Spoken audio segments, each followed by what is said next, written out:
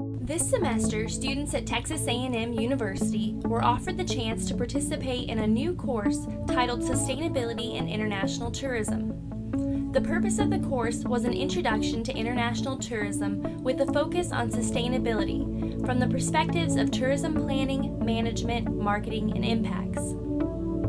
The course was co-taught by Dr. Gretzel and Dr. Monterita, two professors in the Department of Recreation, Parks, and Tourism Sciences. The students were undergraduate and graduate students from various departments including communication, manufacturing engineering, and recreation, parks, and tourism sciences.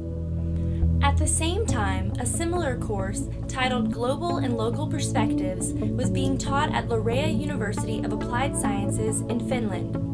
This course was taught by Principal Lecturer Annika Isaksson and Senior Lecturer Elina Wainio. The students were all in their first year of tourism studies. As part of a class project, the Texas A&M University and Laurea University students collaborated to study sustainability in various countries including Australia, Mauritius, New Zealand, and the Amazon. Facebook was used as a tool for sharing research and communicating about the project. For 4 weeks, the students posted on the group's Facebook wall with the research they had found, including links to government websites, news articles, and YouTube videos on sustainability. They also interacted through individual group discussion boards about issues specific to their assigned country. The project culminated in the students writing a 10-page paper where they addressed the following issues. They defined sustainable tourism, described the sustainability issues facing their country and the government's involvement in promoting sustainable tourism, and they offered suggestions and strategies for making tourism in the country more sustainable.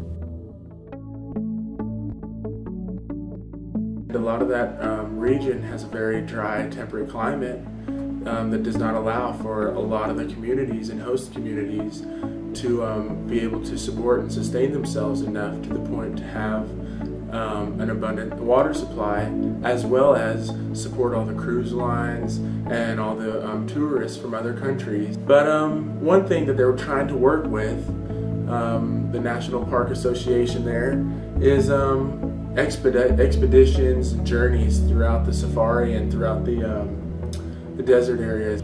Something else that they're doing in terms of tourism, Tourism Queensland has developed a program they call Pathways to Sustainability, which can be used by tourism operators and businesses to make themselves more sustainable, and it actually gives them guidelines. I think that many companies now in Australia are trying to get the Green World certificate because that shows that the company is trying to be sustainable. Well, actually, Mauritius is a very sustainable country already. They have, they're using a lot of like wind power, solar power things. You know, I read about something about the United Nations Development Program for small island developing states, that they're trying to develop that into a more energy efficient, or Mauritius into a more energy efficient place, and something about UNESCO as well, they're developing a place as well. The government itself is really involved with sustainability, and that's a big plus because if you want to be sustainable in any country, you need to have the government involved. Yeah. And they're giving a lot of like tax deductions to tourism, especially international investments. Yeah, they also have a lot of wildlife conservation groups that are protecting the forest, the mountains, and the coral reef that surrounds most of the island. Well, the most interesting thing that I found, probably you noticed this as well, is that the government plays a really big role, but the thing about that is there are no indicators and it's not really measured. So they set out all these really big projects, but there's nothing to measure the outcomes with, which is pretty difficult if you're promoting sustainable tourism. Local bodies and tour operators from New Zealand, they have been involved in the Green Globe program, so to like help the environment, and they are focusing on the ecotourism much, and without a less effect to the tourist nature, they're trying to promote the tourism to the country. They're not just doing sustainability in their tourism, they're also wanting sustainability in their resident life. So they're going to be marketing not just to the foreign market, but they're marketing toward the residents of the area itself. Well, they're doing the eco tours and with the local communities so that they are learning to value like the animals and the plants for tourism purposes instead of just seeing it as like a pelt that they could go kill and sell the fur. You know, trying to educate them that it's more sustainable, that they're gonna get more in the long run from their environment by doing that. Human pressures involve air pollution, water pollution, deforestation, because whenever they build roads, they clear out acres and acres and acres of rainforests and trees. And that's something that regulation, like sustainable regulation, put on by the government, put on by corporations, whatever, could really alleviate.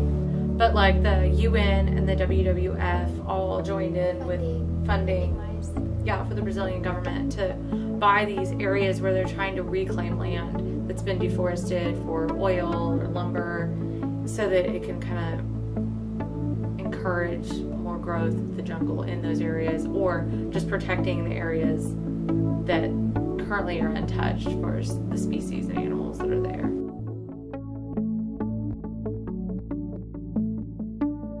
I think it was a good idea, but I know we could have been involved a bit more, I guess, and I think they were more into it than we have been. Like whenever I heard the idea, I thought it was awesome, and I was like super pumped, just because it's so different, you know. And I think that, if everyone, ideally, if everyone put in the same amount of effort and just like the same checking of Facebook and stuff like that, I think it'd be really great and really beneficial. I think the collaboration between our group and Densa's friend is not so good because America is the time between America and Finland is a little bit much.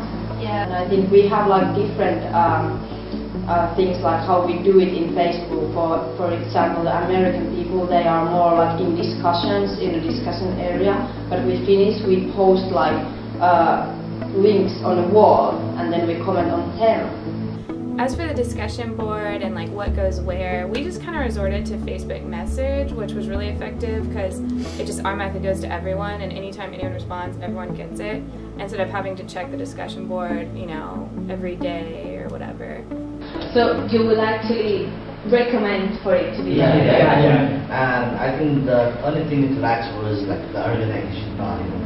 I think using the messaging in conjunction with like iChat or something, or MSN Chat or Google Chat, or would have kind of facilitated some of the organizational stuff a little better. Yeah. But it's cool because it's easy to post links of all, like whether it be video links or site links, and you can also see the person that you're talking to on a different basis and like kind of get to like feel like you're friends with them more. Well, on the Facebook also, it's something that we're so adapted to in our everyday lifestyle that we check it all the time. So yeah, it was really applicable for our lifestyles, I feel.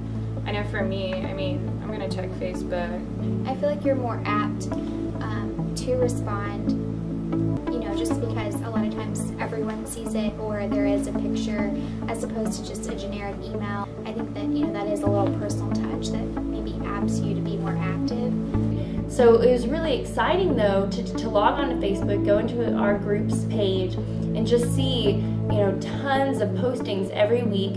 It wasn't just scholarly articles, but we were getting newspaper articles and YouTube videos. But I think it's good because it's like a relaxed way to learn something. Like, oh, I'm on Facebook, you know, I'm seeing what my friends are doing. Or let me check the website, like our little discussion board, and see what's going on. And did you make any friends from the... Yeah, I think I have met one. I think she's in the Facebook right now. Okay. We used it as a learning tool to help connect people had they been in the classroom next to us. The fact that the internet highway allows us to be that mobile is definitely something worth continuing to advance and continuing to innovate.